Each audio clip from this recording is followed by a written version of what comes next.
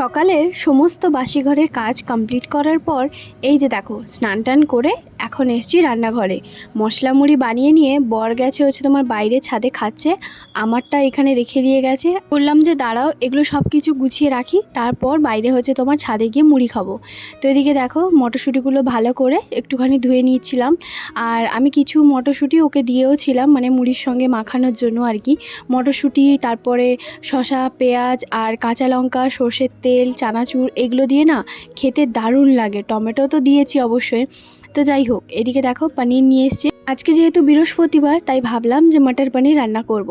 তবে এই ভিডিওটা বলে রাখি আগের সপ্তাহের বৃহস্পতিবারের ভিডিও, যেহেতু মাঝখানে 18 তারিখ ফেব্রুয়ারির ছিল মানে রেশবের বার্থডে ছিল, সেটা আমি আগেই পোস্ট করেছিলাম। তো সেই জন্য গরম জল করে মটরশুঁটিও ছাড়িয়ে হচ্ছে তোমার একটুখানি জলে ভিজিয়ে রেখে দিয়েছি, আর সঙ্গে পনিরটাকেও কিন্তু উষ্ণ গরম জল করে ভিজিয়ে রেখে দিলাম। চলে এলাম বাইরে। এখন এই যে দেখো বর খাচ্ছে হচ্ছে তোমার বাইরে ছাদে বসে এখন মুড়ি, ওর সঙ্গে গল্প করতে করতে মুড়ি খাচ্ছিলাম। তবে কি হয়েছে বলো তো, আসার সঙ্গে সঙ্গে না কাঁচা লঙ্কা যেগুলো ছিল কুচি কুচি করা, তো সেইগুলো আমি দিচ্ছিলাম। তখন বললো কাঁচা লঙ্কা দিলে ওই মটরশুঁটি গোটা কয়েক দিলে না। তো সেই জন্য ওকে আবার মটরশুঁটিগুলো দিলাম আর কি। ও মটরশুঁটি, টমেটো, পেঁয়াজ দিয়ে যেভাবে মশলা মুড়িটাও মাখিয়েছে সত্যি দারুণ লেগেছে। চলো এদিকে ঝটপট করে খেয়ে নিই। খাওয়া দাওয়া করার পরে ভাবলাম টক দইটা নিয়ে এসেছিলো অল্প কিছুটা টক দই, কিন্তু ভাবিদের রুমে ফ্রিজে কিন্তু আছে, আর এটা একটুখানি বেশি করে মানে ওই 500 মতন আছে, পুরো ফুল প্যাকেট আর কি। তো সেটা এখন নিচে হচ্ছে তোমার ভাবিদের রুমে রাখতে যাচ্ছি, আর যেটা অল্প একটুখানি আছে সেটা হচ্ছে তোমার নিয়ে চলে আসবো। কারণ কেন বলো তো, পনিরের তরকারিতে একটুখানি টক দই দেবো আর কি। আর দুপুরবেলা যখন হচ্ছে তোমার রায়তা বানাবো তখন নিয়ে আসবো। চলো এখন হচ্ছে তোমার নিচে এলাম, আর নিচে এসে এই যে দেখো চলে এসেছি সোজা রান্নাঘরে।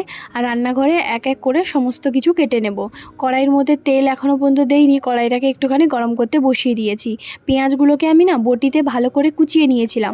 তবে কি বলো তো, পনিরের তরকারি না একটুখানি ছোট ছোট করে যে পিস পিস করে হচ্ছে তোমার পনির কাটা হয়, ওটা কিন্তু বেশি ভালো লাগে। তো সেই জন্য কি বলো তো, পেঁয়াজটাকে ওই জন্য ছোটো ছোটো কুচি করে কেটে নিচ্ছি। টমেটো কিন্তু অল্প একটুখানি কুচি করে নেব আর কি। তো এই যে দেখো এক এক করে হচ্ছে তোমার কাজগুলো করছি। আর ওই যে বললাম এই ভিডিওটা কিন্তু অনেক আগের, মানে ওই যে আগের বৃহস্পতিবারে তো মাছ মাংস সেরকম কিছুই আমাদের খাওয়া হয় না, মানে ও নিয়ে আসে না আর কি। একদিন চেষ্টা করি যে একটুখানি ভেজ আইটেমগুলো খাই, মানে একদিন মাছ মাংস না খেলেও চলবে। তো এই যে দেখো কড়াইয়ের মধ্যে কাজু বাদাম আর হচ্ছে তোমার টমেটো দিয়ে দিয়েছি, অল্প একটুখানি নুন দিয়ে ভালো করে একটুখানি ঢাকনা দিয়ে দেবো। কারণ কেন বলো তো, আমি এটা যেহেতু পেস্ট করব সেই জন্য হালকা কিছু হচ্ছে একটুখানি নাড়াচাড়া করলাম, আর অল্প একটুখানি সাদা তেল দিয়েছিলাম। ততক্ষণ থেকে আমার নিজের কাজবাজের কথাই বলে যাচ্ছি, তবে তোমরা কেমন আছো সেটা জিজ্ঞেস করাই হয়নি। আগে বলো তোমরা সবাই কেমন আছো? আশা করছি ভীষণ ভালো আছো, সুস্থ আছো।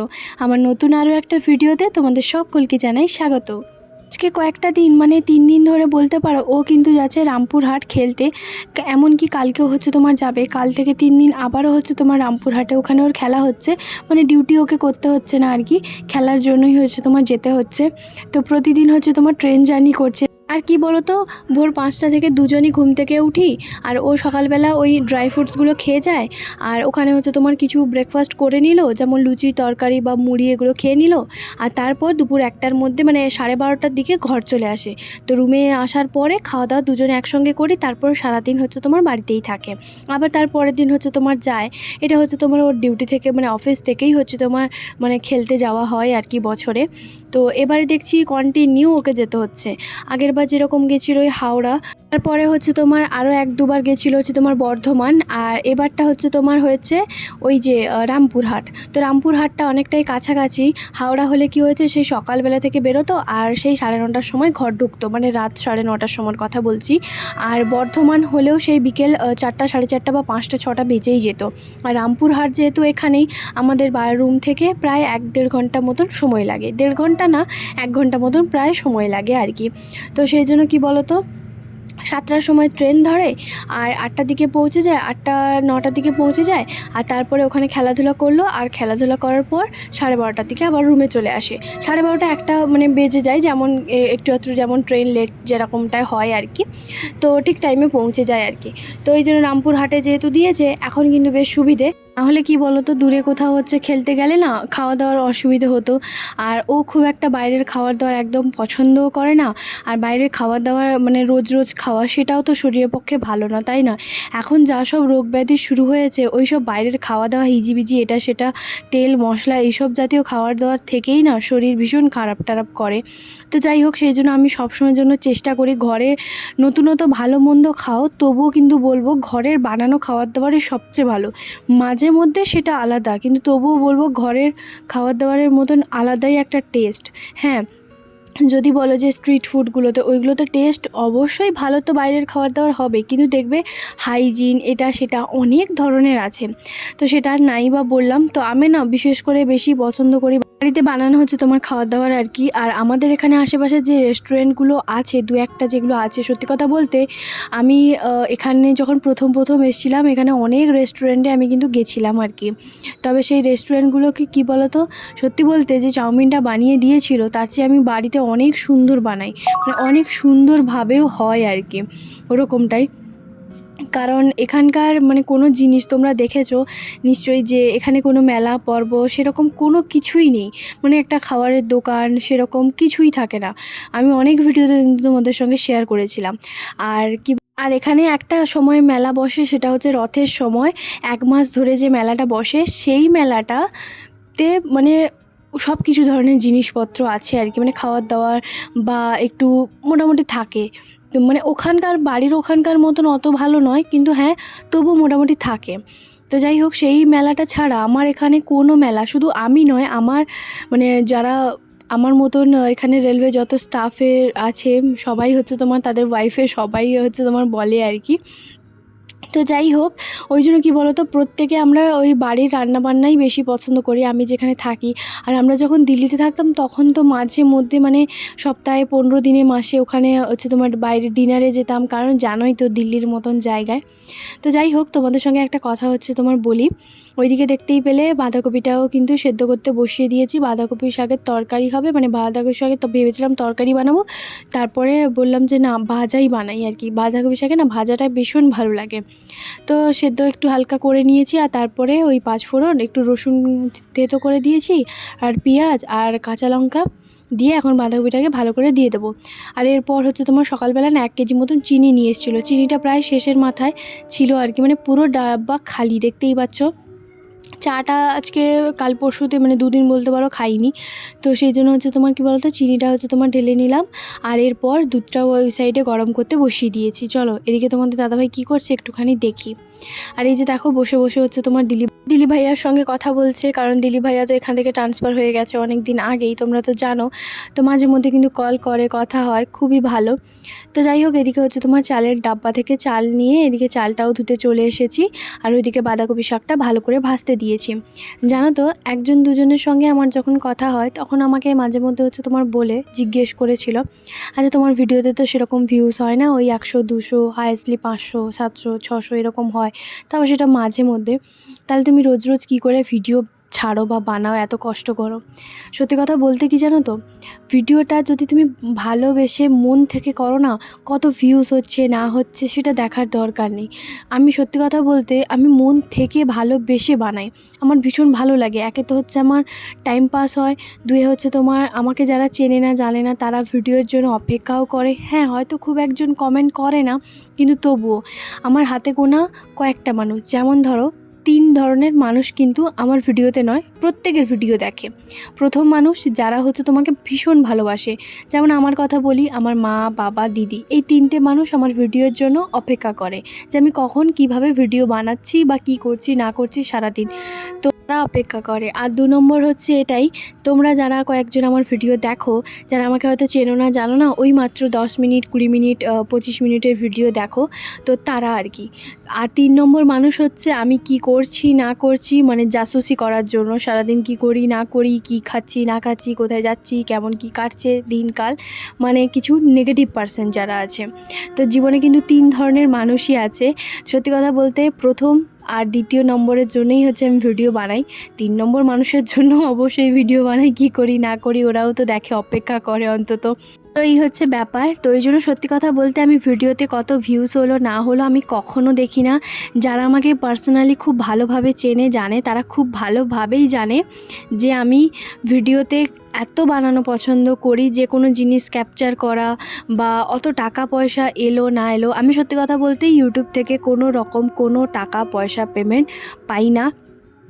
তো সেই জন্য কী বলো তো, অনেকে হয়তো ভাবে যে হাজার হাজার টাকা পাওয়া যায়, লাইকও অনেকে করে না, যে একটা লাইকে মনে হয় আমি বিশাল টাকা পেয়ে যাব বা আমি ভীষণ ফেমাস হয়ে যাব, এরকম অনেক মানুষই আছে, ঠিক আছে। তো সেই জন্য কী বলো তো, আমার ভালো লাগে, আমি ভিডিও বানাই, প্রথম কথা আমার সময় কাটে, আমার ভীষণ ভীষণ নতুন নতুন রান্না আমি রেসিপি তোমাদের সঙ্গে শেয়ার করি। অনেক রান্না হয়তো বানিয়েছি নিজের মতন করে, হয়তো ভুলে গেছি, সেটা যদি আমি ভিডিও বানিয়ে রাখি তাহলে আমার মানে পরে আমি আমার নিজের ভিডিওই দেখতে পারবো, তাই না? বা আমি এখানে আছি, এই সুন্দর মুহূর্তটাকে আমি ফিল করতে পারবো আমি অন্য কোথাও গেলে, বা হয়তো ভালো লাগছে না, আমি আমার নিজের ভিডিও আমি হচ্ছে চালিয়ে দেখতে পারি, এরকমটাই। বা অন্য কোথাও গেছি, মানে এরকমটাই আমি ক্যাপচার করতে ভীষণ পছন্দ করি। যে কোনো মুহূর্ত আমি খুব ভালোভাবে ক্যাপচার করি, ভালো ভালো মুহূর্তগুলো একটু বানিয়ে রাখলাম। দেখো সব কিছু কিন্তু ক্যামেরা বন্দি করে ফটো তুলে কিন্তু রাখা যায় না, কত গাদা গাদা তুমি ফটো রাখবে, তাই না? কিন্তু যদি ভিডিও ক্যাপচার করে রাখো তাহলে ওই মানুষটা নড়াচড়া কেমন করছে, হাঁটছে, ঘুরছে, কি করছে না করছে, তুমি সবটাই দেখতে পাবে। ওই জন্যই আমার ভালো লাগে। ওইদিকে দেখো আমার তোমাদের সঙ্গে গল্প করতে করতে আমার রান্নাবান্না কমপ্লিট।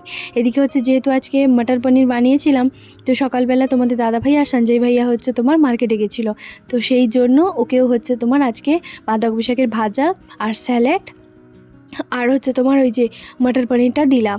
তো ওকে বলেছিলাম আজকে রান্নাবান্না কিছু করতে না, শুধুমাত্র ভাতটা বসিয়ে দিতে।